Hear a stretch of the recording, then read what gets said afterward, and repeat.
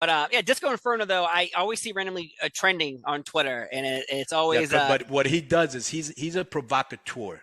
yes, Okay, so he'll throw stuff out there to get people riled up, and people will get riled up over everything and anything. Oh, you're trying to be relevant. Oh, you were a loser back in your day, so now you're trying to chase clout. Oh, it's lazy excuses for people not wanting to hear the truth. You know, and I always say, if you don't want to hear the truth, don't ask me because I'm going to tell you the truth, whether you like it or you don't like it. Just like I'm real good friends with Dave V. Boyd, Gin and Juice, and Molly Meltzer. Okay, that's my boy. I like Dave on a personal tip, and I learned a lot from his Observer. You know, and there's a lot of backlash against Dave, and he's written stuff about me that you know I didn't agree with, but that's his opinion. I'm not going to stop being his friend, you know? And he's buried me in matches. That's his opinion. I'm not going to stop being his friend because I know his core. I know who he is. I know what he's about. He's not out there making shit up as people say he is. He might get wrong information, but I can tell he's not making shit up because I've known him too long. You know what I'm saying? right. And he wouldn't be where he is if he was full of shit. Right. People like Dave Meltzer and even, I guess, Disco Inferno, or maybe even yourself, are critiqued because of your opinions. But yet, you said Disco is putting information out there to get people Right. to He's a come at him on right, purpose. Right. And is so do you believe He's that's a natural heel. He's a natural heel. so he just likes people not liking Well, him it on makes Twitter. it makes for a good show because here's the thing. If I always say this, and it's true. I never learned anything from somebody I agreed with everything he has to say. I like to hear different points. Like, for example, we're going to have very soon these guys called the Conspiracy Horsemen, right? They're on Russo's brand. And I guess they think the world is flat, right?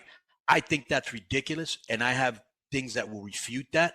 But I want to hear what they have to say. I like intelligent discourse. I like hearing the other side. I like hearing something that maybe I didn't.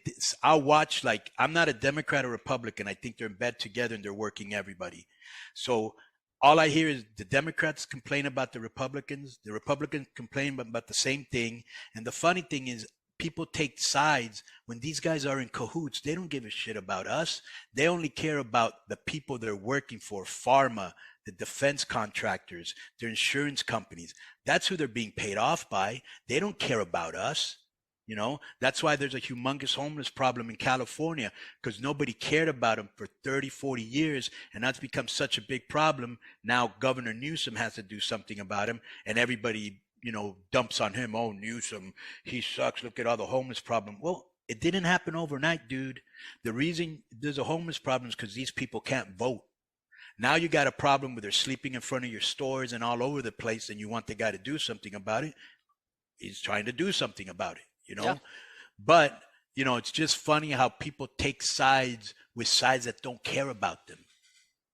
You know what I'm saying? Yeah, of course. No, I understand. But I just wanted to bring it up that Disco Inferno, he trends constantly for either the right reasons or the wrong reasons, depending on what side of the table. Well, he makes the on. show fun. It'd be very boring if he's just out there putting, "Hey, have a good day, be happy. How's everybody doing? Best to you, group hug." Good vibes. So he likes to, stir it up a little bit. I work for the news industry as well, and usually bad news travels much faster than good news. Always. It's not even If we put Konnan helped a little old lady who was blind cross the street, or we found Konnan in a homosexual, what do you call this, like a orgy, what do you think would get more hits? I'm going to go with the second story. Right. It's more salacious. For more reasons than maybe I don't know. Right. But you know what I'm saying? Of course. No, I've worked in the news industry for 15 years, man. I know every day we're told the stories of the sadness and the tears, but yet there's always like that one puppy story, or that one or that one story of Konnan helps an old lady across the street. That's usually at the end of the show, just to give you a heads up on how the news industry kind of works. But very interesting.